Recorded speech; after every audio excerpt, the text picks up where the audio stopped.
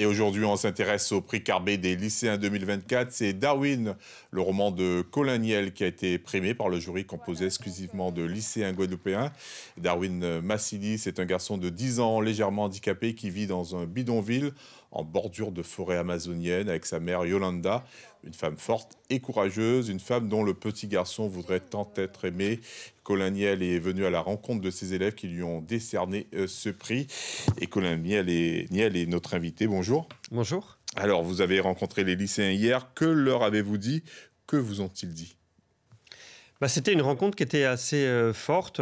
C'est un prix qui est important pour moi parce que les lycéens sont toujours des lecteurs très exigeants, quoi. Je sais que quand ils n'aiment pas, ils savent le dire. Donc c'était une rencontre qui était très émouvante parce que, voilà, moi j'écris sur la Guyane, c'est un roman qui se passe dans la Caraïbe, c'est des lycéens issus de la Caraïbe. Donc j'avais vraiment envie d'avoir cet échange et ça a été beaucoup de discussions, des discussions très pertinentes. C'est des lecteurs voilà, qui vont aussi au fond des choses. Ils n'hésitent pas à poser les questions qui leur passent par la tête. On a parlé du métier d'écriture, du métier d'écrivain, du travail d'écriture, mais aussi des personnages, de cette histoire que j'ai écrite il y a de ça maintenant 3 ans. Ouais. Vous l'avez dit, ce prix a un regard particulier pour vous, puisque ce sont des élèves qui l'ont discerné. Mais qu'est-ce que ça représente pour un auteur comme vous, qui a l'habitude de recevoir des distinctions? C'est toujours des moments qui sont assez forts. Alors, bon, on n'écrit pas pour ça. Moi, l'écriture, pour moi, n'a jamais été une compétition. J'écris pas pour faire mieux que les autres ou quoi que ce soit. Mais évidemment, avoir cette reconnaissance d'un jury comme celui-là, évidemment, c'est une reconnaissance qui est importante, quoi, qui nous permet aussi de donner du sens au travail qu'on fait. Et voir que des lycéens puissent se retrouver dans cette histoire, être touchés par ces personnages, c'est quelque chose d'assez fort, évidemment.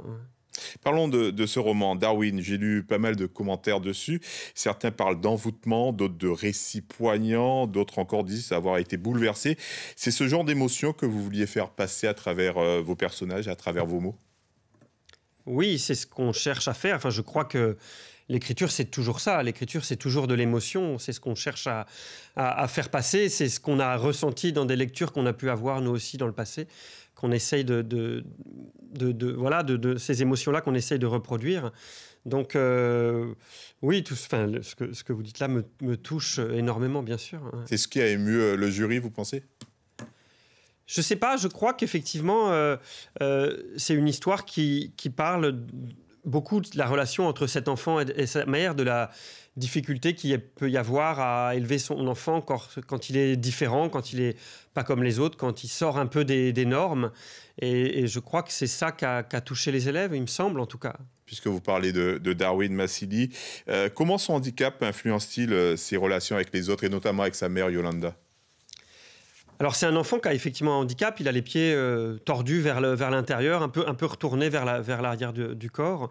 Et évidemment, c'est quelque chose qui est compliqué, qui est toujours compliqué à gérer pour des parents.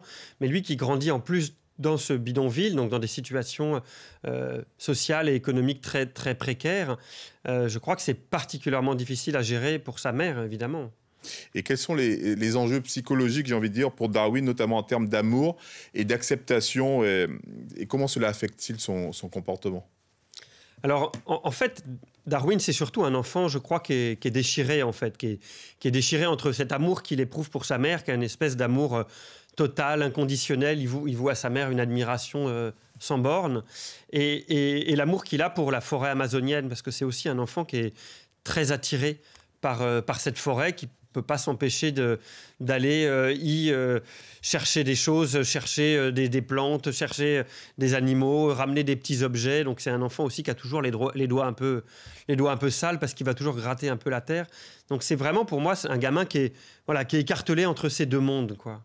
Mathurine, l'un des personnages de votre roman, on la retrouve dans votre dernier ouvrage, Wallace. Elle travaille pour la protection de l'enfance et c'est son histoire et sa relation avec son fils, Wallace, que vous avez décidé de raconter. La parentalité est encore au cœur de ce roman? Oui, je crois qu'en fait, c'est deux romans de manière un peu différente. C'est vraiment ce que j'avais envie de faire, c'est de questionner la parentalité, la maternité en particulier, et la difficulté qu'il peut y avoir tout simplement à être parent à un moment où notre enfant nous échappe, hein, qu'il soit très différent comme l'était Darwin, qu'il soit au contraire beaucoup plus classique et passionné par les jeux vidéo comme l'est Wallace. Ces moments de la vie où on a vraiment l'impression que cet enfant ne ressemble pas peut-être à l'image qu'on s'en était faite, et comment on fait pour l'accepter et comment on fait pour continuer à aimer son enfant dans ces conditions-là. Ouais. Merci Colaniel. Merci beaucoup. Merci et nous vous souhaitons autant de succès avec Wallace que vous en avez eu avec Darwin. Merci beaucoup. Merci à vous.